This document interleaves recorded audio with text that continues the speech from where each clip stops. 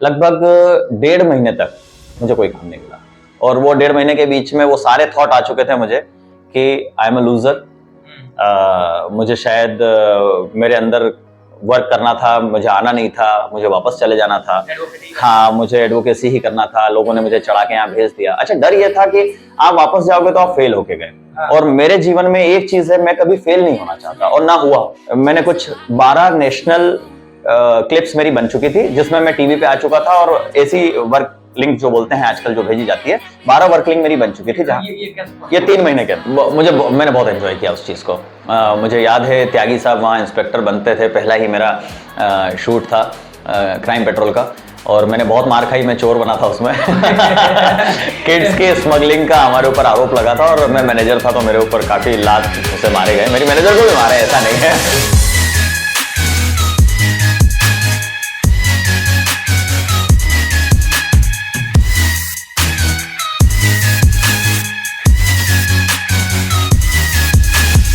तो अनिरुद्ध प्रताप सिंह सर, कैसे हैं आप? आई एम गुड, मैं बहुत अच्छा हूँ, थैंक यू सो मच। अच्छा, बताऊं कि जो जिस तरीके से हम लोगों ने अभी हाथ मिलाया जी, ये मेरी आदत थी। मतलब मैं पकड़ के कसता रहा। ओके। तो उत्तराखंड में कई मेरे फ्रेंड्स जो कहते थे कि मतलब ये अलग रहता है। आज पहली बार आपसे जब मिला तो महसूस हुआ कि आप भी वैसे मिला था। कॉन्फिडेंस है ये, इसलिए कॉन्फिडेंट लगते हैं आगे वाले को। जी जी जी, बिल्कुल सही कहा। अनिरुद्ध सर, आपका जो मेरे लिए परिचय है पर्सनली वो ये है कि आप किसी सेट पर शूट कर रहे थे और वहां मैं एडी था, रफत अब्बास अली सर का। बिल्कुल। और वहां हम लोग एक दूसरे से मिले जी। और जितना मैं जान पा सकता था 3 दिन में उतना जान पाया, क्योंकि शायद जान ही नहीं पाता। बिकॉज 3 दिन में आप क्या जानेंगे, सिर्फ एक्टर को लाइन बताया जा रहा है कि चलिए सर, आइए सर, जाइए सर, ठीक है? सही बात। अब मैं पूरी तरीके से जानना चाहता हूँ पर्सनली भी, और जो मेरी आवाम है, जनता है जी, जो देख लिया आपका इंटरव्यू मोटिवेशन के लिए, इस फील्ड में आने के लिए, तो मैं चाहता हूँ आप पूरी एक जर्नी को डिटेल में डिफाइन करें, ताकि किसी को भी ऐसा ना लगे कि हम क्वेश्चन को फिक्स कर रखे हैं। करेक्ट बात है, जो सच है वो सच है। जी जी जी, हाँ, बिल्कुल। और मुझे कोई प्रॉब्लम नहीं चल रही है तो सबसे पहले अनिरुद्ध प्रताप सिंह, आपका जन्म कहाँ हुआ, शिक्षा दीक्षा को हुई, माता पिता का एरिया बैकग्राउंड क्या था, और मैं चाहूंगा इसमें आप ऐड ये जरूर कीजिएगा कि जो आपके नाना नानी थे वो कहाँ से थे, क्योंकि सबकी बात हो जाती है फिल्म प्रमोशन में, सिविल प्रमोशन में, चैनल्स में, लेकिन कोई अपने नाना नानी को डिफाइन नहीं करना चाहता, जबकि हमारे फादर से ज्यादा योगदान हमारी माता जी का रहा है करेक्ट बात, यहाँ तक लाने में। जी जी, आपने बहुत ही समझदारी से एक ही प्रश्न में सब कुछ कवर कर लिया है। तो मैं बताना चाहूंगा, मेरा पूरा नाम अनिरुद्ध प्रताप सिंह है। हमारे पिताजी जो हैं वो किसानी ही करते आए हैं। हम 4 भाई बहन हैं, मैं सेकंड नंबर मंझला हूं मैं, और सभी सेटल्ड हैं अपनी अपनी लाइफ में। और मेरा जो ननिहाल है वो, मेरी माँ जो बिलोंग करती है वो गुजरात से हैं, और गुजरात में आणंद के पास एक अहिमा एक गांव है, वहां से हैं। We are Rajput family background we have. और एजुकेशन की बात करें तो मेरा प्राइमरी एजुकेशन जो है वो खातेगांव में हुआ है, और मैंने कम से कम जो मुझे धूमकेतु भी बोलते हैं, मेरी एजुकेशन जो हुई है वो 3-4 डिस्ट्रिक्ट, लगभग 7 स्कूल, और यूनिवर्सिटी की बात करें तो 4-5 यूनिवर्सिटी में मैं पढ़ाई कर चुका हूं अभी तक। और ऐसा ही अलग अलग है, मतलब 12th तक आते आते मेरे कुछ 4-5 स्कूल चेंज हो चुके थे। वजह क्या है? वजह स्टेबिलिटी का है। आई एम नॉट स्टेबल, और मेरे साथ कुछ ऐसा है मेरी राशि में कि मैं एक जगह ठहरता नहीं हूँ, इसलिए मेरे एक टीचर ने मुझे बोला भी था कि आप धूमकेतु हैं। तो ये मेरा छोटा सा संक्षिप्त एक अपने बारे में बैकग्राउंड है, और बाकी आप जो क्वेश्चन करना चाहें कर सकते हैं। एक चीज रह गया नाना नानी का जो क्वेश्चन था जी, और मैं चाहूंगा कि स्कूल के नाम और कॉलेज के नाम भी डिफाइन करें तो ज्यादा बढ़िया रहेगा। अच्छा, देखिए, मेरा नाना नानी का पहले ले लेते हैं। अहिमा, जैसे मैंने बताया, आणंद के पास, गुजरात में आणंद काफी फेमस है, जो अमूल प्रोडक्ट जहाँ से आते हैं। और उसी के पास, आणंद के पास अहिमा एक गांव है, वहां से हमारी मम्मा है, और मेरे नाना साहब नानी साहब वहीं के रहने वाले हैं। अब वो लोग हैं नहीं, अब मेरे मामा साहब लोग हैं वहां पर, और कभी कभी अब जाना होता है वहाँ शादियों में या किसी ओकेजन में। और सारे मेरे जो मैटरनल रिलेटिव्स हैं वहीं हैं, पूरे गुजरात में ही हैं, तो उनके साथ रहता हूँ मैं। और आपने पूछा स्कूल्स के नाम, मुझे कुछ स्कूल्स के नाम तो याद हैं, जैसे अच्छा याद है। सारे स्कूल्स के नाम भी याद नहीं है, क्योंकि कभी कभी ऐसा भी हुआ था कि मैं घर छोड़ के चला गया था और किसी स्कूल में दाखिला लेके 4-5 महीने वहां रहा, और फिर वो मुझे अब याद भी नहीं है उस स्कूल का नाम, लेकिन न्यू लिटिल फ्लावर स्कूल है, सरस्वती शिशु मंदिर स्कूल है। हाँ जी, अरे वाह, क्या बात है। फ्रीक्वेंसी काफी मैच हो रही है। इसके बाद गवर्नमेंट जो स्कूल था वो है रायचंद नागड़ा स्कूल है। एमरल्ड हाइट्स स्कूल है देवास का, जहां से मैंने 10th किया है, और 2 स्कूल है। मतलब 12th तक आते आते मेरे को 6 या 7 स्कूल्स मैंने चेंज किए हैं, और वो सिर्फ मैंने अपनी मर्जी से किए हैं। फादर का तो जैसे बताया फार्मर है, तो ऐसा कोई नहीं था कि चेंज हो रहा है, कहीं जॉब लोकेशन चेंज हो रहा है, इसलिए ये सिर्फ मेरी और मेरी जिद की वजह से हुआ। हाँ, आर्यन कॉन्वेंट स्कूल है, आर्यन कॉन्वेंट स्कूल से मैंने 8th किया था, और ये 6 नाम तो मैंने ले दिए आपको। एक नाम कोई छूट रहा है, वो मुझे याद नहीं है, वो हातोद में है, इंदौर के पास एक हातोद गांव है। मैं कुछ महीनों के लिए मैं वहां आ गया था। तो इस तरह से ये मेरे कुछ 7 स्कूल्स हैं जो मैंने 12th तक किए हैं। जहाँ तक जब मैं होमवर्क कर रहा था तो मुझे एक जानकारी लगी कि आप एक वकील भी हैं, और जो वकालत का पेशा है वो भी एक्टिंग के अलावा आप करते हैं, सोर्स ऑफ इनकम के लिए, और बहुत जरूरी भी है जी। तो वकील बनने की कैसे जर्नी रही, कैसे लगा आपको कि मेरे को वकील बनना चाहिए, वकालत करना चाहिए? ये भी दिलचस्प है। मतलब हम यहाँ दर्शकों के साथ बिल्कुल ट्रू बात कर रहे हैं, इसमें किसी भी तरह का स्क्रिप्टेड नहीं है, कोई क्वेश्चंस फ्रेम्ड नहीं थे ऑलरेडी, और मैंने कोई प्रिपरेशन नहीं किया है। अब मैं आपको सिंपल एक बात बताता हूँ, मैंने बहुत सारा एक्सपीरियंस किया है लाइफ में, अलग अलग मैंने बहुत काम किए हैं। कभी समय रहा तो हम वो भी बताएंगे क्या क्या काम मैंने किए हैं, ताकि युवाओं को पता चले कि जर्नी कैसी होती है। नहीं तो फिर बता ही दीजिए ना। हाँ, हम उस पर बाद में आते हैं, पहले आपका क्वेश्चन कंप्लीट कर देते हैं कि वकालत का कैसे हुआ। वकालत में मेरे एक मित्र हैं अंशुल जैन, मैं नाम के साथ इसलिए आपको बता रहा हूं क्योंकि ऑथेंटिक लगे हर चीज, और सबको क्रेडिट मिलना भी चाहिए। सबको क्रेडिट भी मिलना चाहिए, ऑब्वियसली जिसने हमारी लाइफ में कुछ भी योगदान दिया है उसको क्रेडिट देना चाहिए।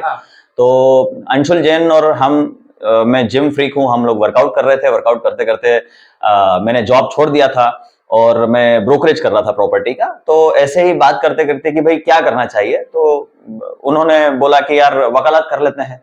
बस यही एक पॉइंट है कि कुछ नहीं कर रहे हैं तो वकालत कर लें, है ना।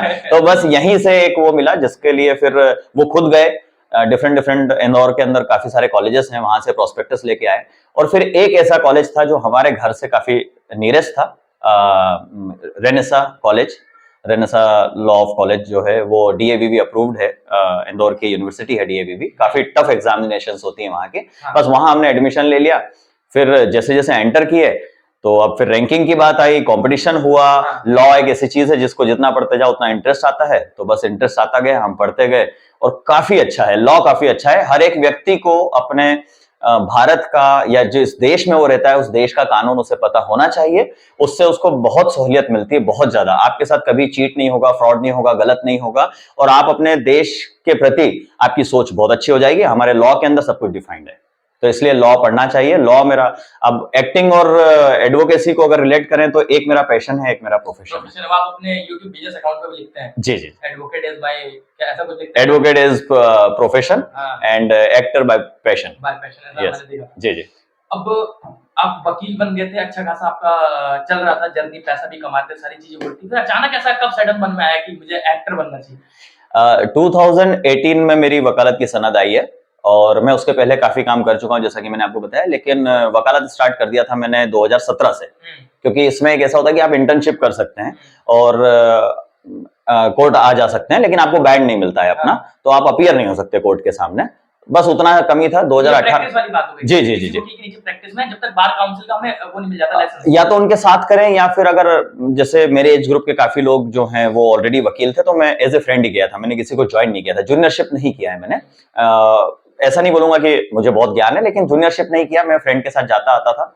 मुझे फाइल उठाने में शर्म आती है, टू बी वेरी फ्रैंक, तो इसलिए मैं किसी के अंडर में नहीं गया, कम सीखा और वहीं से स्टार्ट किया। उसके बाद कुछ केसेस भी मैंने लड़े हैं, कुछ केसेस आज भी मेरे चल रहे हैं हाई कोर्ट इंदौर और सेशन कोर्ट इंदौर और देवास कोर्ट में, और उसको मैं डील करता हूँ। फिर उसके बाद जो एक्टिंग का चस्का लगा या कुछ हुआ, तो मुझे ऐसा लगता है कि आपके आसपास के लोग जो है वो आप में कोई चीज नोटिस करते हैं, और उसको बार बार जब आपको बोलते हैं तो आपको लगता है कि I should go in this way. तो आपका खुद का नहीं है कि मेरे को एक्टिंग करना है? नहीं, मैंने थिएटर किया है, I have done my theatre. मैं, मेरी मदर को जब हम छोटे थे तो स्कूल में फंक्शंस होते थे, तो कभी महाराणा प्रताप, कभी शिवाजी, बस ये 2 रोल मुझे बहुत पसंद है। मैंने बोला by blood I am Rajput, तो मुझे जोश बहुत आता है, इसलिए मेरा कोई भी किरदार अगर कॉप के उसमें या कोई ऑफिसर या इंटेलिजेंसी कोई मिलता है, सीबीआई ऑफिसर बनता हूं, तो मैं शायद उस रोल को बहुत अच्छे से निभा सकता हूं, क्योंकि मेरे ब्लड में है, मेरे फेस पे, मेरी आंखों में वो चीज एंगर दिखेगा आपको, या सोल्जर बनाते हैं मुझे, तो मैं मदर को दिखाता था, वहां से था। फिर मैंने कुछ 4 साल थिएटर किया है इंदौर में ही, और उसके बाद फिर मैं मुंबई आया 2021 में, आफ्टर लॉकडाउन। Before lockdown. हाँ। और मैं यहाँ आया हूँ 1 जनवरी 2021 को, और 31 मार्च 2021 को लॉकडाउन लगा है, पहला लॉकडाउन जो था।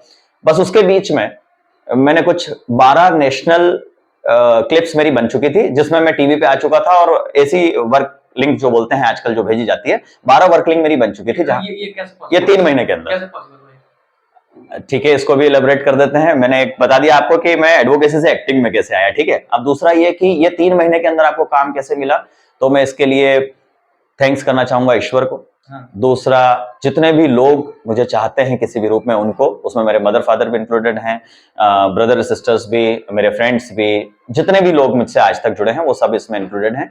और जब मैं यहाँ आया था तब फेल्योर भी काफी लगा। मैं आराम नगर में या आसपास जितनी भी जगह ऑडिशंस होते हैं, वहां सब जगह हम गए, ऑडिशंस दिए। कुछ लोगों ने बाहर से मना कर दिया, कुछ लोगों ने बोला आपका एज ग्रुप नहीं है, आप कैसे आ गए यहाँ पे। बहुत सारे ऐसा भी हुआ कभी कभी कि आप पूरा रेडी होके, तैयार होके, और बड़े जोश में आप वहां जाते हैं कि स्क्रिप्ट के, मुझे स्क्रिप्ट कुछ याद है, बस मैं वहां जाके सुनाऊंगा, ऑडिशंस दूंगा और मेरा सिलेक्शन हो जाएगा। लेकिन ऐसा होता नहीं है, प्रैक्टिकली ऐसा होता नहीं है। लगभग 1.5 महीने तक मुझे कोई काम नहीं मिला, और वो 1.5 महीने के बीच में वो सारे थॉट आ चुके थे मुझे कि आई एम अ लूजर। मुझे शायद मेरे अंदर वर्क करना था, मुझे आना नहीं था, मुझे वापस चले जाना था। हाँ, मुझे एडवोकेसी ही करना था, लोगों ने मुझे चढ़ा के यहाँ भेज दिया। अच्छा, डर ये था कि आप वापस जाओगे तो आप फेल होके गए। हाँ। और मेरे जीवन में एक चीज है, मैं कभी फेल नहीं होना चाहता, और ना हुआ हूं। मतलब मैं कभी भी किसी भी काम में, हाँ मैं बिजनेस में जरूर फेल हुआ हूं, मैं बोलूंगा, मैं लोगों को पहचानने में जरूर फेल हुआ हूं, लेकिन जिसमें मेरी मेहनत है उस मेहनत में कभी फेल नहीं हुआ। चाहे वो बॉडी बिल्डिंग हो, चाहे वो पढ़ाई हो, चाहे वो केसेस लेना हो, चाहे वो एक्टिंग फील्ड हो, कुछ भी हो। तो उस चीज में हमने 1.5 महीने तक मुझे काम नहीं मिला। 1-2 बार थॉट भी आई कि भाई इससे अच्छा है कि नहीं जीना चाहिए अपने को। ये थॉट आते हैं, सबके लाइफ में आते हैं। फिर बस भगवान की कृपा हुई, ऊपर वाले को बहुत मानता हूं मैं, हनुमान जी की कृपा हुई, राम भगवान की कृपा हुई, और लिंक मिलना शुरू हुए। व्हाट्सएप पे हमने पैसा देके ग्रुप ज्वाइन किया, रिक्वायरमेंट आई, पहला काम हमको 1000 रुपए में मिला, हमने 1000 में काम किया पर डे का। अच्छा जी, 1000। तो ये पैसा देके ग्रुप ज्वाइन करना मतलब जिनका ग्रुप होता है वो पैसा लेते हैं, चार्जेबल होता है ज्वाइन? वो तो लेते ही हैं। मुझे जो पहला काम मिला उस ग्रुप से, उसकी मुझे जो इनकम हुई वो 1000 रुपीज थी। हाँ, तो मतलब पहले आप पैसा दिए फिर ग्रुप ज्वाइन हुआ, ऐसा ना? अगर अच्छा कोई ग्रुप है तो वो पैसा चार्ज करते हैं, जैसे बाबुल भावसार सर का BSAG ग्रुप है, उसमें वो पैसा चार्ज करते हैं। कितने रुपए? वो उस टाइम पे उनका कुछ 500 रुपीज था, अभी कुछ 1200। 1 ईयर।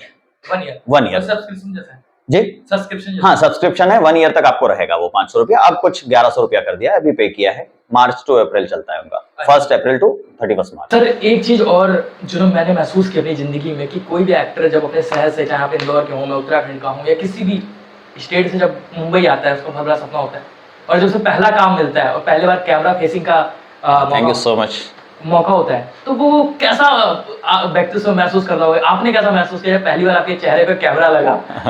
सबसे पहले तो कॉफी के लिए बहुत बहुत धन्यवाद। मुझे नहीं पता था कॉफी मिलती है, नहीं तो मैं 3-4 बार इंटरव्यू कर लेता आपके साथ। थैंक यू सो मच, बहुत अच्छा लग रहा है, थैंक यू। और अच्छा क्वेश्चन है आपका। Being a lawyer, being an advocate, और मुझे अपनी कॉलेज में या स्कूल टाइम में आगे रहने का शौक था, और मुझे हेजिटेशन नहीं है, स्टेज फोबिया नहीं है मुझे। मैंने काफ़ी एंकरिंग प्रोग्राम किए हैं अपने स्कूल टाइम में, कॉलेज टाइम में। तो मुझे कैमरा फेस करने में बहुत प्राउड फील हुआ। हाँ, बहुत अच्छा लगा। कुछ नर्वसनेस? बिल्कुल नर्वसनेस नहीं हुई। मुझे आज भी याद है, क्राइम पेट्रोल में कर रहा था, और जी पहला क्राइम पेट्रोल का काम किया था मैंने, और मुझे एक NGO में एक असिस्टेंट का काम मिला था। मेरी एक मैनेजर थी, बहुत अच्छी रिनाउंड एक्ट्रेस है, नाम मुझे याद नहीं है। उसमें मुझे एक एनवलप पास करना था, और डायरेक्टर जो थे उनको मेरा शॉट लेना था। हाँ, मैं समझ नहीं पा रहा था कि प्रोफाइल क्या होती है, कैमरा किधर लगा हुआ है, मुझे देखना किधर है, और मुझे एक्सप्रेशन क्या देने हैं। क्योंकि थिएटर में जो हम सीखते हैं और कैमरा पे जब हम आते हैं, तो एक 30 फीट में और एक मेरे ख्याल से इसका 30 mm का जो कैमरा होता है, दोनों में बहुत वास्ट डिफरेंस है। आपको यहाँ पूरी एक्टिंग करना है और वहाँ पूरा मैदान है आपको, तो मैं समझ नहीं पा रहा था, बट जल्दी ही ग्रास्प कर लिया। मुझे डर नहीं लगा। हाँ, मुझे डर नहीं लगा, और मैंने बहुत एंजॉय किया उस चीज़ को। मुझे याद है त्यागी साहब वहाँ इंस्पेक्टर बनते थे, पहला ही मेरा शूट था क्राइम पेट्रोल का, और मैंने बहुत मार खाई, मैं चोर बना था उसमें। किड्स के स्मगलिंग का हमारे ऊपर आरोप लगा था और मैं मैनेजर था, तो मेरे ऊपर काफी लात घूंसे मारे गए। मेरी मैनेजर को भी मारा है, ऐसा नहीं है, वो लेडी पुलिस वाली ने, लेकिन इन्होंने मुझे बहुत मारा और ब्लड निकला था, सारी चीजें थी। लेकिन अच्छी बात यह है, या आपको तब अच्छा लगता है कि आपके सीनियर आपसे आपका नाम पूछें, आप कहाँ के हो ये पूछें, और आपको ब्लेसिंग्स दें कि आप अच्छा करोगे, आपको करना चाहिए। तो उन्होंने मुझे जाते जाते, मेरा एक ही दिन का काम था, मुझे जाते जाते उन्होंने मुझसे मेरा नाम पूछा, मुझे ब्लेसिंग्स दी, और उनकी आंखों में मुझे विश्वास दिख रहा था कि हाँ मैं एक्टिंग कर सकता हूँ, तो इसलिए मैंने जर्नी स्टार्ट किया। तो ये क्लास 1,000 रुपए जो आए थे वो ये? जी वो 1000, वो भी 90 दिन बाद मिले। 90 डेज में मिला। बस काम मिल गया, इस बात का सुकून था। काम मिल गया इस बात का, और सबसे बड़ी बात यह थी कि जिस भूख से आप आए थे, वो भूख आपकी वहाँ मुझे बहुत पीस मिला उससे, उस कैमरा को फेस करके। इसलिए अभी हम लोग संग में काम कर रहे थे, एक शो था जी। अभी क्योंकि टेलीकास्ट नहीं हुआ है तो उसके बारे में बोलना उतना उचित नहीं है जी, क्योंकि मुंबई है, जी। क्या चीजें कब ऑन एयर हो जाए, ऑफ एयर हो जाए, यस ठीक है, इसलिए मैं बोल भी नहीं रहा उस चीज का नाम। तो बहुत सारे लोग थे जो अपने अपने व्हीकल्स आए थे, कोई स्कूटी से, कोई बाइक से, कोई पैदल, हमारे लोग ऑटो से गए थे, इवन डायरेक्टर सर भी अपनी बाइक से आए थे जी। लेकिन आप मेरे जहन में इसलिए आए क्योंकि नोटिस इसलिए हो क्योंकि एक ह्यूमन नेचर होता है कि जो अच्छा दिख रहा है उसे नोटिस करना, चाहे लड़का हो लड़की हो, उसका कोई गलत मतलब नहीं है। जो बाइक से आ रहा है, कार से आ रहा है, वो ज्यादा नोटिस होगा। जो आईफोन चला रहा है बाकी लोगों के मुकाबले वो ज्यादा नोटिस होगा। तो वहाँ एक नोटिस मैंने आपको किया क्योंकि आप एक तो स्मार्ट, ऊपर से कार से आए थे, वो एक्टर नहीं, मैंने श्रोताओं, मैंने इसका कोई फीस नहीं लिया, व्यूअर्स को मैं बोलना चाहूंगा, ये मेरी तारीफ कर रहा है, इसमें छूट भी हो सकता है, तो इस चीज को हम कट कर देंगे। नहीं तो, और उसके बाद आप जब निकले कार से तो प्रॉपर वही एक्टर की, जो एक्टर वो फैशनेबल पहनता है, नीचे पूरा स्लीपर था, लेकिन स्लीपर को लगता है कि हम यार 10 लोग पहले तो दिखता है कि गरीब है, ये खानदानी गरीब है, लेकिन आप स्लीपर पहले तो लग रहा है एक्टर ही ऐसे स्लीपर पहना है। फिल्मी चाणक्य सोच के नाम रखा है, मुझे लग रहा है कि आपने पूरा स्टडी किया है कि मुझे नाम क्या रखना है, क्वेश्चंस क्या करना है, आप यहाँ उतार रहे हैं, आप ठीक है, चलेगा। तो आप जब आए, मतलब फोन आईफोन था आपका जो बहुत महंगा, मेरे ख्याल से लेटेस्ट है, फिर आपके पास कार है, और आप बहुत सारा फ्रूट्स वगैरह भी लेके आते हैं, जिम करते हैं, इसलिए साइड का खाना भी नहीं खाते, आप बहुत कम खाते हैं, अपने ही लगे रहते हैं। जी क्योंकि डायरेक्टर साहब इधर से करते हैं कि यार भाई कह रहे हैं बहुत खा लिया, थोड़ा सा आ जाए, बहुत हो गया। तो कैसा है, क्या ये एक्टिंग 2021 से लेकर 2030 में इतनी एक्टिंग आपने कर ली, इतना काम कर लिया कि कार ले लिया, आईफोन ले लिया, इतना वेल नॉन जिंदगी जी रहे हैं, या इसके पीछे कुछ और लॉजिक है? सबसे पहले तो बहुत बहुत धन्यवाद कि आपने नोटिस किया चीज़ें, और मैं आपको पहले बता दूं कि मैं अपना फ़ोन भी बाहर नहीं निकालता हूं। लोगों को नीचा दिखाना या लोगों को महसूस कराना कि मेरे पास सब कुछ है, ये मेरा मोटिव नहीं होता है। हाँ। अगर वो किसी ने नोटिस किया है तो, और गलत वे में अगर नोटिस हुआ है तो मैं उसके लिए माफ़ी मांगूंगा आपसे, और अगर हम उसको पॉजिटिव वे में लें तो दर्शकों को मैं कहना चाहूँगा, जितने व्यूवर्स फिल्मी चाणक्य को देख रहे हैं, बहुत ही अच्छी चीज़ जो मैं आपके साथ शेयर करना चाहता हूँ। सबसे पहले अगर आप आ रहे हैं मुंबई के अंदर तो लाइफ में स्ट्रगल जरूर करें। अगर आप स्ट्रगल, वो किसी भी रूप में और किसी भी प्लेस पे हो सकता है, जरूरी नहीं है कि मुंबई आने के बाद ही आप स्ट्रगल का नाम जो है सिर्फ मुंबई में नहीं है, हम जहाँ रहते हैं, जिस गांव में, जिस शहर में, जिस स्टेट में, वहाँ भी स्ट्रगल हो सकता है, अपने अपने काम में हो सकता है। तो मैंने स्ट्रगल किया है, और मुंबई में जब मैं आया हूं तो मैं पहले जब आया था मैंने लोकल से ही घूमा हूं, ऑटो से ही घूमा हूं, शेयरिंग ऑटो से घूमा हूं, ऐसी तरह से स्टार्ट किया। हाँ, मैं जहां से हूं वहां मैंने अपना एक स्टैंडर्ड बना रखा था और मैंने अर्न करके उस चीज़ को किया है, कोई फादर से लेके और ये सब चीज़ें नहीं की है। अब जब मैं आता हूं तो शूट करने आता हूं तो अपनी गाड़ी से आ जाता हूं, डायरेक्ट शूट करता हूं, यहाँ से निकल जाता हूँ। ये इसका शॉर्ट एंड स्वीट मैंने आपको बता दिया। लेकिन कभी भी कोई अगर मुंबई में आता है या अगर उसने लाइफ में स्ट्रगल नहीं किया है, वो अपने फादर मदर के पास काफ़ी सिल्वर स्पून, गोल्डन स्पून के साथ पैदा हुआ है, तो एक बार स्ट्रगल जरूर करना चाहिए। उसको जरूर यहाँ की महक लेनी चाहिए। जब हम जेट्टी में आते हैं तो मछलियों की, फिश की जो स्मेल आती है उसको स्मेल करना चाहिए। हर तरह की जिंदगी को मुंबई में आके एक बार जीना चाहिए। अगर आप सिर्फ एक्टर बनना स्टार्ट किया अपने करियर में तो पैदल भी घूमिए, वॉक भी करिए, लोखंडवाला घूमिए, अंधेरी घूमिए, आराम नगर घूमिए, सब जगह वॉक करके जाइए। आप बहुत चीजें ऑब्जर्व करेंगे और सीखेंगे, और वही चीज आप अपने ऑडिशंस में और आपके मोनोलॉग्स जो बनाएंगे उसमें वो आपको हेल्प करेगी। और जो लोग बोलते हैं कि मेट्रो में नहीं घूमते हैं, तो पंकज त्रिपाठी साहब का मैं कहना चाहूंगा कि इंसान को अगर बहुत अच्छा एक्टर बनना है तो कुछ ना करे, काश्मीर से कन्याकुमारी तक और पश्चिम बंगाल से ये आपका नॉर्थ वाला जो साइड है, यहाँ पे पूरा घूम लेना चाहिए उसको। अगर वो एक बार घूम लेता है तो उसको इतना नॉलेज हो जाता है कि उसको समझ आ जाता है। अगर ऑब्जर्वेशन है तो बहुत अच्छा एक्टर बन सकता है। तो स्ट्रगल जरूर करें। मैं ये नहीं कहूंगा कि स्ट्रगल नहीं करें, और जो मेरी गाड़ी या जो मोबाइल है या जो आप नोटिस कर पाए हैं वो सारी जो चीज़ें हैं वो बहुत परिश्रम किया है, बहुत मेहनत की है, उससे आया है। इतनी आसानी से कोई चीज़ आती नहीं है। मैंने 10th स्टैंडर्ड में 8th में ही मैंने घर छोड़ दिया था। उसके बाद 10th में फिर बिल्कुल अपने फादर से भी पैसा नहीं लिया। 10th से एजुकेशन जो की है वो मैंने अपने पैसों से की है, खुद कमाया है। तो ऐसी रही है जर्नी। आज जो कार आपको दिख रही है कि मैं कार से घूम रहा हूँ या मेरे पास आईफोन है, तो मैंने 1100 भी चलाया है, नोकिया 1100 भी चलाया, वो भी सेकंड हैंड लिया था मैंने सबसे पहले। और बाइक जो ली थी वो हीरो पुक ली थी, वो भी सेकंड हैंड ली थी, 4-5 हज़ार रुपये में मिल गई थी मुझे। तो मैं उस ज़माने से बिलोंग करता हूँ और धीरे धीरे धीरे धीरे धीरे यहाँ तक पहुँचा हूँ। प्राउड है, खुशी है इसी बात की। आप इंदौर से मुंबई आए, शुरुआती के जो दिन होते हैं, मैं यहाँ जब से मुंबई आया बहुत सारे लोगों से मिला हूँ। फ्रॉड होता है, फिल्म में काम दिलाने के नाम पे पैसे मांगा जाता है, पोर्टफोलियो के नाम पे पैसे मांगा जाता है और बहुत सारी चीज़ें जिसके नाम पे पैसा मांगा जाता है और फ्रॉड होता है। तो क्या आपके साथ भी ऐसा कभी हुआ? या एक बहुत जगह फेमस है, मैं भी शायद ऑडिशन के लिए गया था, एक जगह गोरेगांव, जी हमारे जी जी जी से पहले जी वो मोतीलाल नगर है जी। तो बताते हैं जितने फ्रॉड किस्म के कुछ लोग हैं, सबके लिए नहीं बोल रहा हूँ कि लोग फिर उस चीज़ को ट्रोल करेंगे, नहीं गोरेगांव फ्रॉड नहीं, कुछ ऑफिसेस हैं वहाँ पे जो आज भी उसी लेवल पर फ्रॉड करने की कोशिश कर रहे हैं। तो क्या ये कितना सच है इसमें और कितना झूठ? देखिए क्या है कि हम जब अपने गांव से चलते हैं, अब आप कितने किलोमीटर में मुझे नहीं पता, मेरा गांव जो है वो यहाँ से कुछ 770 मेरा 2000 किलोमीटर। हाँ, मेरा 770 किलोमीटर पे गांव आ जाता है जहाँ मैं पैदा हुआ हूँ।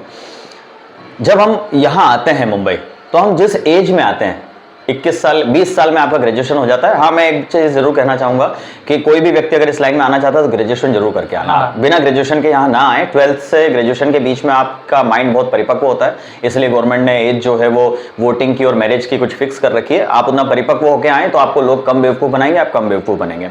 हम जब 21-22 साल की एज में यहाँ आते हैं, बहुत जल्दी इन्फ्लुएंस हो जाते हैं। हाँ, किसी से। और मुंबई ऐसी नगरी है, यहाँ पे नटवर लाल बहुत हैं। हाँ। तो जो आप बात बोल रहे हैं उसको मैं नाम दिया हूँ नटवर लाल का या झोलर का।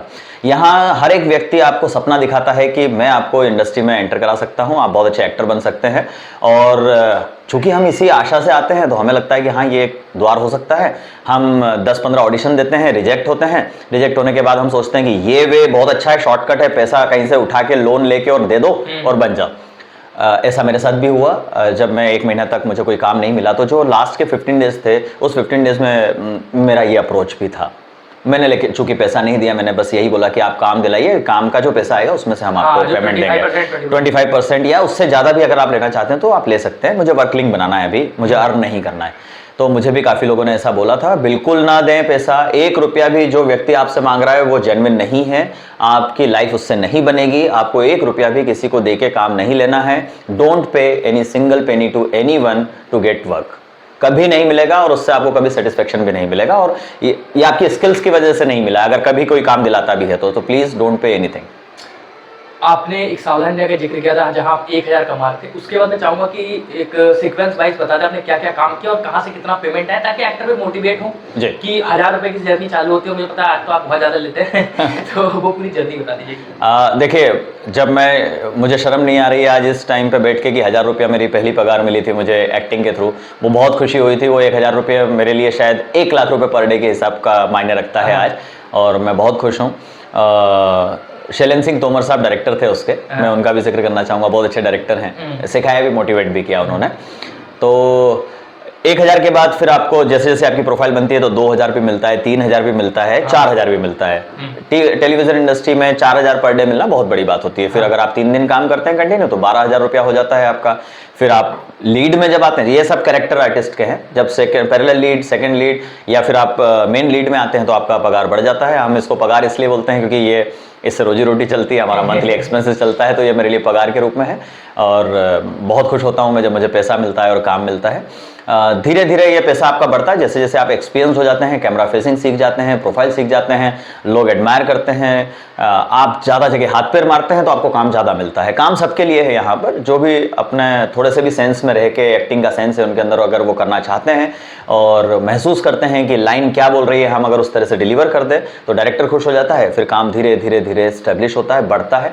और मुंबई में अगर रहना है तो पहले आपको वर्सोवा से रहना स्टार्ट करना चाहिए। वर्सोवा में आपके एक्सपेंसेस जो हैं वो लिमिटेड होते हैं, तो कम काम भी मिला तो चल जाता है काम। फिर धीरे धीरे पीजी में शिफ्ट होना है या शेयरिंग में कहीं और बड़ी जगह अंधेरी में या यारी रोड पे या लोखंडवाला में कहीं जाना है तो वो स्लोली स्लोली जाएं आप। हाँ, साथ में आपका इस लाइन के लिए जो इंपॉर्टेंट चीज़ें हैं वो आपकी वॉइस, सेकंड आपके एक्सप्रेशंस, थर्ड है आपका बॉडी, आपका माइंड और बॉडी जो है वो बहुत ही स्वस्थ और सुडौल होना चाहिए। अगर ये चीज़ होती है तो आपको एडवांटेज मिलता है इसका, और ये इस चीज़ पे आप जरूर काम करें जो भी आना चाह रहे हैं इस लाइन में। एक चीज मैं और जानना चाहूंगा, क्या ये सच है कि अनिरुद्ध प्रताप सिंह सिर्फ और सिर्फ अपने टैलेंट के दम पे बड़े हैं, नेटवर्क का कुछ भी यूज नहीं किया अनिरुद्ध सिंह? मुझे ऐसा लगता है कि नेटवर्क यहाँ काम करता ही नहीं है। हमारा कोई गॉडफादर नहीं है, इस इंडस्ट्री से कोई लिंक नहीं है, हम बाहर जाके काम ढूंढ रहे हैं, तो लिंक कोई काम ही नहीं करता यहाँ पे। अगर मेरा लिंक होता तो मैं 1000 रुपये नहीं, पहले ही दिन 10,000 रुपये पे काम कर रहा होता, और मुझे शायद मैं आपके यहाँ आता भी नहीं, क्योंकि मैं अपने प्रोफाइल को बहुत अच्छा समझता और मैं सोचता कि मुझे नहीं जाना चाहिए, और मुझे सब कुछ मिल रहा है। लेकिन अगर संघर्ष कर रहे हैं आप और आपकी कोई लिंक नहीं है तो आपका स्टार्टिंग पॉइंट यही होगा कि आपको कोई 1000 रुपये भी दे रहा है तो वो भी करिए। अच्छा, मैं आपको बताता हूँ इस लाइन में क्या क्या काम होते हैं। जैसे डायरेक्ट आपको कैरेक्टर रोल मिला, इसके पहले और चीज़ें होती है। एक फीचर्ड कास्ट होता है जहाँ आपको बोलने नहीं दिया जाता। उससे पहले जूनियर भी होता है। हाँ, मैं वो भी बता रहा हूँ। उसके पहले जूनियर होता है, जूनियर के पहले एक मॉब होता है। जूनियर में फिर भी आप थोड़ा सा आगे दिखते हैं भीड़ के, मॉब क्राउड में तो आप बिल्कुल दिखते ही नहीं है, बहुत पीछे है। मैंने वो भी काम किया है।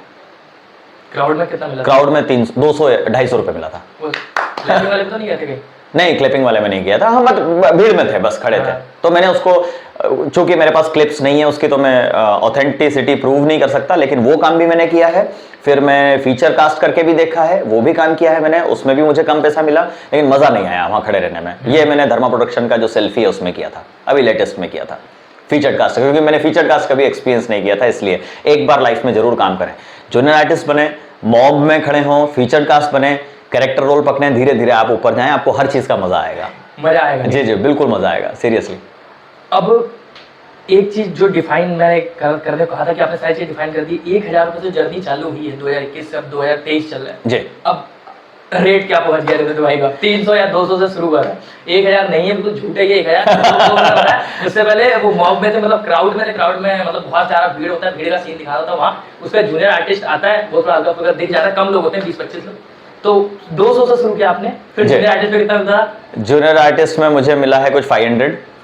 हाँ। खाना उनकी तरफ से था, लेकिन खाना प्रोडक्शन का था। उसके बाद फीचर कास्ट किया आपने? फीचर कास्ट किया, फीचर कास्ट में 2000 रुपया मिला था। हाँ, पर डे का 1000 रुपये, 1000 मिला था। और उसके बाद फिर धीरे धीरे बढ़ते बढ़ते अभी ईश्वर की कृपा से दाल रोटी निकल जाती है, इतना मिल जाता है। ईश्वर की कृपा नहीं,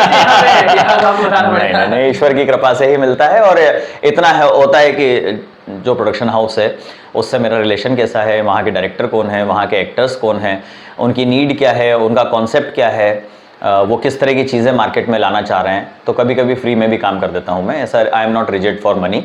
और अगर कोई बहुत अच्छा कॉन्सेप्ट पे काम करना चाहता है, उसके पास अगर पैसा नहीं है तो मैं फ्री में भी करूँगा। अदरवाइज मेरा कुछ एक मैंने बना रखा है कि इससे नीचे मैं काम नहीं करता, तो वो भी मैं लेता हूँ। बट मुझे लगता है कि डिस्क्लोज करने से कोई मतलब नहीं, अच्छे से हो जाता है, मैनेज हो जाती है। मैं अंदाजा बता दूं? जी, मैं आपका अंदाजा बता दूं? हाँ जी, बता दीजिए। 8000 से लेकर 15000 तक मुझे ऐसा लगता है पर डे चार्ज करते हैं। जी जी, बिल्कुल सही कहा, बिल्कुल बिल्कुल सही। थोड़ा तो आप काफी स्टडी कर चुके हैं हमारे बारे में। अब अनिरुद्ध प्रताप सिंह 8 या 15000 के बीच में पैसे लेने लग गए हैं। अब फ्यूचर प्लान क्या है? क्योंकि आज भी जब मेरे आपसे बात होती है, आपको मैं रिसीव करने गया, तो आप अभी भी कह रहे हैं कि कल भी बात हुई थी सर, अभी भी परमानेंट मुंबई में उस तरीके से शिफ्ट नहीं हुए हैं आप। इंदौर मुंबई, इंदौर मुंबई, इंदौर मुंबई, तो ये कब तक चलने वाला है और फ्यूचर प्लान्स क्या है? कौन कौन से प्रोजेक्ट्स और करने वाले हैं? देखिए, मेरा इस लाइन में आने का जो मकसद है, लॉ करने के बावजूद और अच्छा पैसा वहाँ कमाने के बावजूद, वो मुझे एक पैशन है। दूसरा ये है कि मुझे भूख है इस चीज़ की। मुझे अच्छा रोल जब तक नहीं मिलेगा तब तक मैं प्रॉपर यहाँ शिफ्ट नहीं हो सकता। मुझे इंदौर से इनकम करना पड़ती है और यहाँ आके मैं वो खर्चा करता हूँ या मैनेज करता हूँ चीज़ों को। तो आना जाना इसलिए लगा है कि कभी कोई अच्छा रोल मिला, कंटिन्यूटी मिला, 15 दिन का मिला, 20 दिन का मिला मंथ में, तो उस सिलसिले में जब यहाँ कंफर्म हो जाएगा तो फिर यहाँ रहूँगा, अदरवाइज अभी आना जाना ही करूँगा। और पैसा कमाने के लिए मुझे वापस इंदौर जाना पड़ेगा।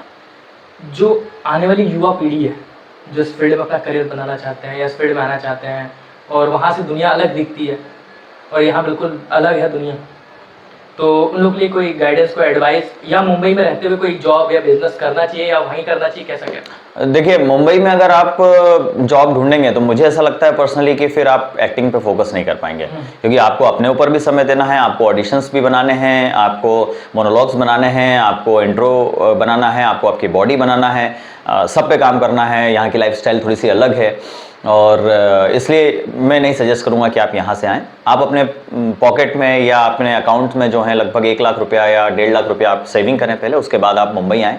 दोस्त कम बनाएं यहाँ पर, सिर्फ और सिर्फ अपने ऊपर काम करना है, दोस्त नहीं बनाएं, बुरी आदतों में ना जाएं, और नाइट लाइफ अगर आपने छोड़ दी तो आप बहुत अच्छे एक इंसान के रूप में तो बन ही जाएंगे यहाँ पे। रोड पर आऊंगा चाय पीने। बिल्कुल बिल्कुल, मतलब ये रात को जो आउटिंग होती है मुझे बिल्कुल पसंद नहीं है, मैं कभी भी नहीं निकलता हूँ। मुझे पुलिस से भी डर लगता है, दो आए मैं एडवोकेट फिर भी, क्योंकि मुझे नहीं अच्छा लगता कि कोई आदमी मुझे रोक के पूछे कि ये तू यहाँ क्या कर रहा है। ये मेरा सेल्फ रिस्पेक्ट है, तो मुझे नहीं पसंद है। तो मैं आपको बोलूँगा कि आप 1-1.5 लाख रुपये अपने अकाउंट में रखें, यहाँ आएँ, वर्सोवा में रहें, पैदल घूमें, और जितना ज़्यादा आप ऑडिशंस दे सकते हैं, अपने ऊपर काम कर सकते हैं, वो करें। एक टाइम फिक्स रखें कि मुझे इतने साल इस इंडस्ट्री को देना है। अगर उतने साल में उस इंडस्ट्री में आप इस्टेब्लिश हो जाते हैं तो आप रहें, अदरवाइज आप अपने घर जाके अपने माँ बाप और फैमिली को समय दें और एक अच्छी ज़िंदगी निकालें। नहीं, आप ना करें, क्योंकि देखिए, हीरो और एक्टर दोनों में डिफरेंस है। एक्टर हम अपनी काबिलियत से बनते हैं, हीरो हम किसी के बच्चे होते हैं तो हम हो जाते हैं। लॉन्च हो जाएं या तो करोड़ों रुपया है अपने पास तो राष्ट्रीय प्रोडक्शंस को देके और अच्छे अच्छे बड़े बड़े प्रोडक्शंस को देके, और नहीं है तो एक समय बनाएं कि 4 साल देना है मुझे, 5 साल देना है मुझे, और बस उसी तरीके से ज़िंदगी को जिएं और कुछ इस तरह का पैसा लेके आएँ कि हाँ बस इतना अमाउंट है, इतने अमाउंट में मुझे निकालना है, बस यही होना चाहिए आपकी अप्रोच। इसके अलावा ज़्यादा टाइम वेस्ट ना करें। मैं ये कहूँगा 4 साल बहुत होते हैं। अगर आप 4 साल में करियर नहीं बना पाते हैं, या स्टार्टिंग नहीं होता है, या स्टेबिलिटी नहीं आती है, तो फिर आप गलत उसमें हैं, मुझे ऐसा लगता है। अब वो नवाज सर की हम बात करें तो उनकी लाइफ का भी डार्क बहुत तगड़ा है। नहीं, 15 साल उन्होंने मेरे ख्याल से स्ट्रगल किया, उसके बाद उनको वो मिला। NSD से पास्ड आउट हैं, हम NSD भी नहीं है, हम तो बहुत लोकल चीज़ों से सीख के आए हैं, इसलिए शायद कुछ बड़ा काम या नाम अभी हुआ नहीं है। तो लेकिन अभी थोड़े दिन पहले मैं सुन रहा था कि उनकी करोड़ों रुपए की जो प्रॉपर्टी थी वो डिस्ट्रीब्यूट हो रही है उनके फैम। एक तरफ करोड़ों रुपए बोलते हैं, एक तरफ अपन बोलते हैं कि समोसा खा के लाइफ निकाली है उन्होंने। दोनों में मतलब मिसमैच होता है। मुझे ऐसा लगता है कि आप एक अंडरलाइन कर लें कि इतना है, दाल चावल खाएं, अच्छी सेहत बनाने के लिए आपको खाना जरूरी है, आप खाएं और अपने ऊपर काम करते रहें अपने स्किल्स पर। उनकी बीवी ने भी डिस्क्लोज किया कि 2010 में ही इनके पास कार था जी, वो कार से चलते थे, और मैं तो हाँ, मतलब मुझे मैं ना बहुत ऑथेंटिक बातों पे ही बिलीव करता हूँ। जैसे त्रिपाठी सर ने बोला कि बीवी के पैसों पे मैं पलता था, बीवी स्कूल में जॉब करती थी, तो ये सच बात है, ये सच बात है कि उनकी वाइफ जो है वो जॉब करती थी और उनने पैसा दिया है, इन्होंने अपने आप को चीज़ों को किया है, वो दिखता भी है। तो मैं झूठ नहीं बोलना चाहूँगा, मैं अपने आप को एस्टेब्लिश करके आया था, अकाउंट में पैसा था, और फिर मैंने यहाँ के स्ट्रगल किया, जो भी किया। स्ट्रगल इसलिए किया मुझे पता चले कि भाई मुंबई क्या चाहता है। स्टार्टिंग पहले दिन ही अगर मैं कार लेके आ जाता तो मुझे पता नहीं चलता कि ऑटो वाले कैसी बात करते हैं, या मुंबई की, ए भाई तो समझा क्या रहे, तेरे को किधर जाने का है, अभी छोड़ेगा ना तेरे को, ऐसा सब चीज़ मुझे मेरे लहजे में नहीं आता और मैं उस पार्ट को नहीं जी पाता, इसलिए स्ट्रगल जरूर करें। जैसा कि जब हम लोग वहाँ से मैं आपको रिसीव करके आया था यारी रोड से, तो आप एक जिक्र किया आपने कि आपकी कोई बुक भी आ रही है जिसमें आपने पूरा जर्नी कवर किया है स्ट्रगल का जी, तो क्या नाम है उस बुक का और कब तक आ जाएगी प्लेटफॉर्म पे, कब तक उस बुक को लोग पढ़ पाएंगे और क्या है उस बुक के अंदर? जी, पब्लिशर्स की तरफ से डन हो चुका है, मुझे ग्रीन सिग्नल देना है।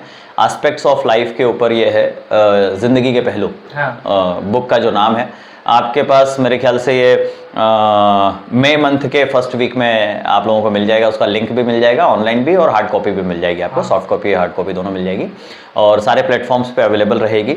ज़िंदगी के पहलू मेरी जो किताब है, यह पहली किताब है जिसको मैं पब्लिश कर रहा हूँ। इसे लिखने में लगभग 7-8 साल का समय लगा है ना, ये इतना छोटा सा नहीं है कि मैं बैठा और लिख दिया। I am not a good writer, but मैं कोशिश करता था कि चीज़ों को लिखूँ, उसमें हर पहलू जो किसी भी शख्स के, चाहे वो अमीर हो, चाहे वो गरीब हो, चाहे वो मिडिल क्लास हो, चाहे वो स्ट्रगल किया हो, चाहे सक्सेसफुल हो, सभी को हमने उसमें कवर किया है। और मेरे किताब में कुछ लगभग 78 पोएम्स हैं। वो पोएम्स आपको रिश्तों पे, आपके सक्सेस पे, आपकी अनसक्सेस पे, सुनामी लहर पे, इवन नेशनलिटी पे, हर चीज़ पे मैंने उसमें लिखा है और उसको मैंने संकलन किया है उसका, और उस किताब को बहुत ही जल्दी आपके सामने पेश करूँगा।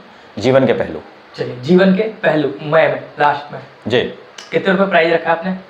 ये इसका हार्ड कॉपी जो है वो 250 रुपीज़ के आसपास आएगी, क्योंकि नंबर ऑफ पेजेस जो है वो 100 के आसपास हो गए हैं इसलिए। हाँ। और जो सॉफ्ट कॉपी है वो शायद 170 रुपीज़ में अवेलेबल रहेगी। ठीक है।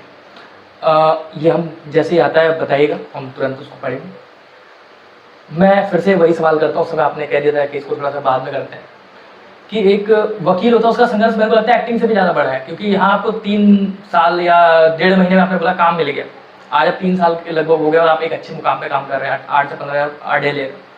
लेकिन वकालत जब कोई करने जाता है तो पहले वो 1.5, 2, 3 साल इंटर्न में घिसता है वकालत करने के बाद। उसके बाद भी ये कोई गारंटी नहीं कि 3 साल बाद भी कोई आएगा कि आपसे कहेगा कि मेरा केस देखिए आप। करेक्ट है ना जी। और आपको जब तक बार काउंसिल का वो नहीं मिल जाता, एक होता है कुछ जी जी, सनद होती है, सर्टिफिकेट ऑफ प्रैक्टिस जी, तब तक आप वहाँ जा भी नहीं सकते जी कोर्ट के अंदर जी। हियरिंग के लिए। तो मैं कैसे मान लूँ कि, और ये पब्लिक मेरी जो है ये कैसे मान ले कि इतना जल्दी सक्सेस मिल गया आपको कि आईफोन, कार और अच्छे कपड़े, अच्छी बॉडी, और मुंबई भी, आपने मुंबई में भी एक फ्लैट लिया है। हाँ, रेंट पे लिया। हाँ जी। कैसे? चलिए हम पीछे चलते हैं। आपने मेरा जो पास्ट है उसको झकझोर दिया है। मैंने जैसा बताया आपको कि 10th के बाद मैंने घर से पैसा नहीं लिया है, ये बात सच है। और जब आप घर से पैसा नहीं लेते हैं तो आपके सामने कई चुनौतियां, कई मुश्किलें आती हैं, परिस्थितियां भी आती हैं, हंसते हैं, गाते हैं, रोते हैं, दुख आता है, लेकिन आप उससे स्ट्रगल करते करते करते करते धीरे धीरे बनाते हैं। अगर काम की बात की जाए तो सबसे पहले जो मैंने काम किया है पब्लिकली जिससे मुझे पैसा अर्न हुआ है वो है एजुकेशन। मैंने पढ़ाना शुरू किया, मैं 10th में ही था। क्या पढ़ाते थे आप? मैं हिंदी ही पढ़ाता था। अच्छा। आर्यन कॉन्वेंट स्कूल में मैंने हिंदी पढ़ाया। टीचर बना मैं। हाँ। उसके बाद कुछ स्कूल्स चेंज करते करते मैंने कोचिंग क्लास भी खोला। फिर मैं एक आरएस उद्योग और एलोफिक के नाम से एक फिल्टर हुआ करता था, वो फिल्टर मैंने बेचा है, जो ट्रक में, जीप में डीजल फिल्टर जो लगते हैं। अच्छा। वो फिल्टर मैंने बेचा है। लाइक उसको मार्केटिंग किया मैंने। हाँ। मार्केटिंग किया। भिंड, मुरैना, दतिया, डबरा, गोद, छिंदवाड़ा, बैतूल, पिपरिया, परिसर, सागर, बीना, विदिशा, खुरई, हरदा, होशंगाबाद, इंदौर, खातेगांव, यहाँ सब जगह पे मैं बाय बस ट्रेवल करके वहाँ जाता था और ट्रांसपोर्ट नगर में उस चीज़ को बेचता था। ये फिल्टर हुआ। फिल्टर के बाद फिर मैंने सिम बेचा है, एयरटेल और आइडिया का सिम भी बेचा है। उसके बाद फिर प्रमोटर जो होते हैं वो लोग नहीं, बाकायदा एक बिल्डिंग में घुस के कोल्ड कॉलिंग बोला जाता है उसको, हेलो सर, मैं डोर टू डोर, तो वो भी किया है मैंने। उसके बाद फिर अकाउंट्स बेचे हैं मैंने, कोटक महिंद्रा बैंक में, आईसीआईसीआई बैंक में मैंने एग्जीक्यूटिव का काम किया है। इंश्योरेंस मैंने बेचा हुआ है। उसके बाद एक कंसल्टेंसी कंपनी चलाई हुई है। उसके बाद रियल एस्टेट में रहा हूँ, शेयर मार्केट का काम किया है। तो ये सारे काम कर करके और धीरे धीरे कुछ पैसा जोड़ के जो भी कुछ बन पाया है वो उसी की वजह से है। ये ऐसा नहीं है कि सिर्फ वकालत से मैंने कुछ कर लिया या एक्टिंग से मुझे इतना सारा मिल गया। लंबी जर्नी है। कुछ मैंने जितने काम बताए हैं उसमें उतने साल जोड़ लीजिए आप, लगभग 10 साल का स्ट्रगल है। उस 10 साल में मैं यहाँ पहुँचा हूँ। ऐसे सवाल बहुत ऑकवर्ड होते हैं, लेकिन मैं आपको पूछ लेता हूँ, क्या अनिरुद्ध प्रताप सिंह को कभी प्यार हुआ? प्यार की परिभाषा मुझे नहीं पता है क्या होती है। हाँ, मेरी लाइफ में काफ़ी लोग आए हैं और अपनी अपनी अहमियत रखी है, काफ़ी सिखाया भी उन्होंने। सबकी ज़िंदगी में कोई ना कोई होता है, मेरी भी ज़िंदगी में कोई है। अभी उन्हें मैंने हाइड ही रख रखा है क्योंकि मैं इतना सक्सेसफुल नहीं हूँ कि उनका नाम लूँ।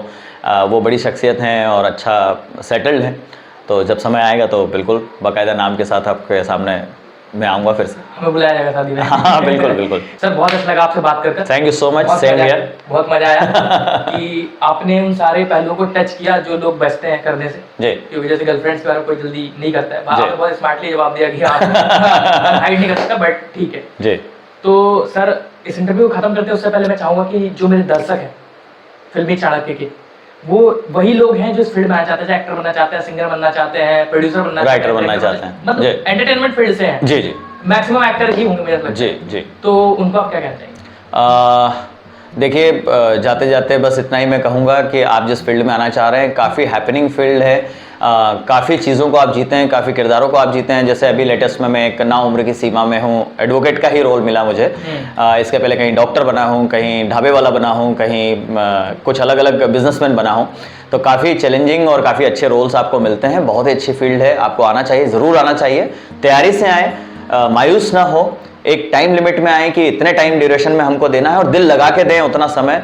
ईश्वर ने चाहा और आपका लक हुआ तो बहुत जल्दी आपको यहाँ मुकाम मिलेगा और आपका नाम होगा, आपकी जो भूख है वो खत्म होगी। मुझे नहीं पता कि आप एक्टिंग बनने के पीछे क्या है, मुझे एक कंटिन्यूटी सीरियल करना है, बस यही मेरा एम है और मैं वही कंप्लीट करने आया हूँ। मुझे ज़्यादा समय इस इंडस्ट्री में देना नहीं है, बाकी मैं देश की सेवा के लिए किसी भी रूप में दे सकूँ, एज ए टीचर दे सकूँ, सोशल वर्कर बन के दे सकूँ, मैं बस वो देना चाहता हूँ। मुझे या स्पिरिचुअल आध्यात्मिक हूँ मैं थोड़ा सा, तो मैं ईश्वर के काम में लगूंगा।